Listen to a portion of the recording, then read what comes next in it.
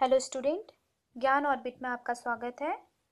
NCERT book class 6 Hindi वसन भागवान chapter 2 बचपन, जिसका मैं हाफ पार्ट वीडियो अपलोड करती हूँ और अभी सेकंड पार्ट में हम पूरे चैप्टर कवर करेंगे।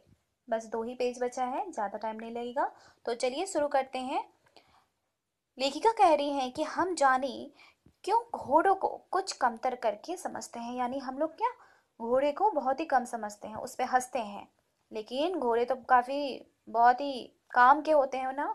तो ननिहाल के जो लेखिका के नानी के घर में जो घोड़े होते थे, काफी ना हिस्ट पोस्ट काफी खूबसूरत की ही होती थी। तो उनके बारे में बात अभी नहीं की है, उन्होंने कहा है कि फिर कभी बताएंगे। अब आते हैं फिर डेली लाइफ के बारे में, जैसे वो बिताया करती थी। जैसे शाम को रंग बिरंगे गुब्बारे, फिर सामने जाखू का पहाड़, ऊंचा चर्च, चर्च की घंटियां बजती तो दूर दूर तक उनकी गूंज फैल जाती। वहाँ का इन्वायरमेंट के बारे में बता रही हूँ, उनका सराउंडिंग, बड़े बड़े पहाड़ हुआ करते थे, चर्च हुआ करती थी। और लगता इसके संगीत से प्रभु यीशु स्वयं कुछ कर रहे हैं। और चर्च में जो गाने बजते थे, ऐसा लगता था कि यीशु यानी जीसस क्राइस्ट, ठीक है ना। तो ये खुद अपने स्वर में स्वयं कुछ कह रहे हैं। सामने आकाश पर सूर्यास्त हो रहा है, यानी सनसेट हो रहा है। गुलाबी सुनहरी धारियां नीले आसमान पर फैल रही हैं। जाहिर सी बात है, जब सूर्य अस्त होता है तो धीरे धीरे लालिमा छाने लग जाता है और फिर अंधकार हो जाता है। उसी तरह से सुनहरी धारियां यानी लाइन बाय लाइन नीले आकाश में फैली जा रही है और दूर दूर तक फैले पहाड़ के मुखड़े घराने लगते। घराने यानी कि अब रात का समय होने लगता है, तो इसलिए दूर दूर तक जितने भी पहाड़ होते हैं ना, सब अब धुंधले यानी काले होने लगते हैं। और देखते देखते बत्तियां टिमटिमाने लगती है। जाहिर सी बात है, रात में तो होते हैं तो हर घरों में बत्तियां लोग जला देते हैं। रिच पर की रौनक और मॉल की दुकानों की चमक के भी क्या कहने आने बता रहा है कि रौनक जो दुकानें थे, जो मॉल हुआ करते थे, दुकान, ठीक है ना, काफी चमक होते थे। स्कैंडल पॉइंट की भीड़ से उभरता कोलाहल, यानी बहुत भीड़ जमजमाहट हो जाते थे। सर्वर स्कैंडल पॉइंट के ठीक सामने उन दिनों एक दुकान हुआ करते थे। अब एक दुकान के बारे में चर्चा हो रही है, जिसका शोरूम में शिमला कालका ट्रेन का मॉडल बना हुआ था, यानी शिमला कालका आने जाने वाली एक ट्रेन का मॉडल, बस ऐसे ही आर्टिफिशियल ट्रेन बनाया गया था उस शोरूम में, जिसकी पटरियां उस पर खड़ी छोटे छोटे डिब्बे वाली ट्रेन भी थी। एक और लाल टीन की छत वाला स्टेशन और सामने सिग्नल देता खंबा थोड़ी थोड़ी दूर पर बनी सुरंगे। पूरा स्टेशन का जो सराउंडिंग था ना, जो हुलिया था, वो पूरा शोरूम में बना हुआ था। पिछले सदी में तेज रफ्तार वाली गाड़ी वही थी। कौन थी, क्या थी? शिमला कालका ट्रेन, काफी स्पीड वाला। अभी तो बहुत सारे ऐसे ट्रेन निकल गए ना, राजधानी एक्सप्रेस, ये काफी तेज चलता है। कभी कभी हवाई जहाज भी देखने को मिल जाते थे। अभी तो हवाई जहाज बहुत ही कॉमन है, लेकिन उस वक्त नहीं हुआ करता था। दिल्ली में जब भी उनकी आवाज आती तो बच्चे लोग ना सब घर से बाहर निकल आते देखने के लिए हवाई जहाज। दिखता एक भारी भरकम पंछी, मतलब ऐसा लगता था ना कि हवाई जहाज जब आसमान में उड़ रहा है तो एक बहुत बड़ा सा पंछी अपने पंख फैलाकर उड़ रहा है और दिखते दिखते वो गायब हो जाता है। और उसकी स्पीड इतनी तेज रहती है ना, मतलब हाँ, गाड़ी की मॉडल वाली दुकान के साथ एक ऐसी दुकान भी थी। जहाज के बारे में बताते बताते वो कहती हैं कि उनको सडनली एक बात याद आ जाता है कि गाड़ी के मॉडल वाली दुकान के साथ एक ऐसी भी दुकान थी जो कभी नहीं भूलती।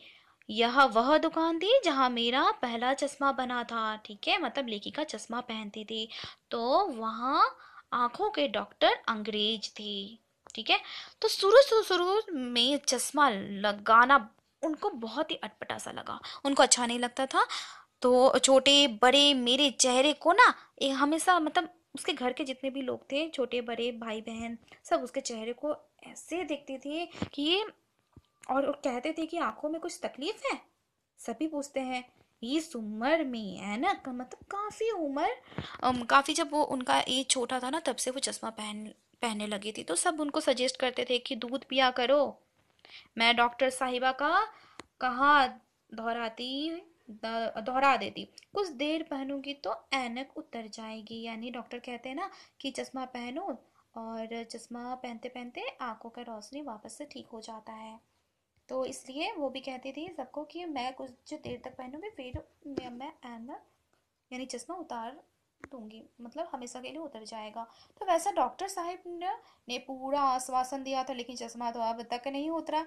डॉक्टर पूरा भरोसा दिया था कि हाँ चश्मा उतर जाएगी, फिर कभी नहीं पहनना होगा, लेकिन अभी तक का मैं चश्मा पहनते आई हूँ। नंबर बस कम ही होता रहा, मैं अपने आप इसके जिम्मेवार हूँ। यानी नंबर कम हो, बस कम होते रहा, यानी चश्मा का जब नंबर कम होता ना, इसका मतलब समझ लीजिए कि आंखों का पावर बढ़ते गया एज के साथ, वो उनका दृष्टिकोण भी काफी कमजोर होते गया, इसलिए नंबर कम होते गया चश्मा का।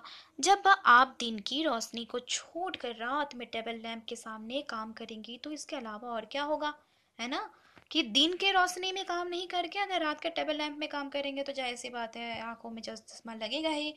तो जब वो पहली बार चश्मा लगाया था तो उसके जो चचेरे भाई ना उसको देखकर छेड़ा कि देखो देखो कैसी लग रही है।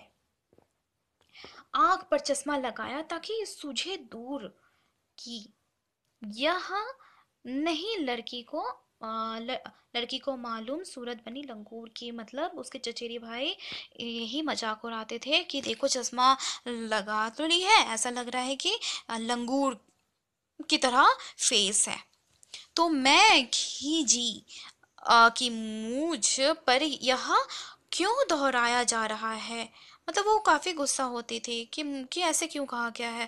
पर शेर बुरा ना लगा उनको, ये जो शेर जो उनको चिढ़ाया जाता था उतना बुरा भी नहीं लगता था। जब वो चाय पीकर चले गए तो मैं अपने कमरे में जाकर आईने के सामने खड़ी होकर हो गई।